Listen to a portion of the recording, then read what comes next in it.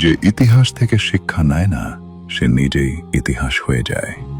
বাবরি মসজিদ ভেঙেছিল একটা রাতে, গুজরাটে রক্ত শুকিয়েছিল রোদে, কাশ্মীরে আজও কান্না জমে আছে বরফের নিচে নীরবে। আর আমরা ভুলে গেছিলাম রাসূল সাল্লাল্লাহু আলাইহি ওয়াসাল্লামের সেই সতর্কবার্তা, গাজওয়াতুল হিন্দের কথা, সেই প্রতিশ্রুতি যা সহিহ হাদিসে লেখা আছে। আমরা ভুলেছিলাম, কিন্তু তারা ভুলেনি। অখণ্ড ভারতের স্বপ্ন তারা বুকে লালন করেছে দশকের পর দশক। মানচিত্রে তারা আমাদের মুছে দিতে চেয়েছে, আর আমরা মজে ছিলাম বলিউড, হলিউড আর মেসি নেইমারে। কিন্তু ইতিহাস বলিউড দেখে না, হলিউড দেখে না, ইতিহাস দেখে। কে তাকে দেখেছিল, শিখেছিল, প্রস্তুত ছিল?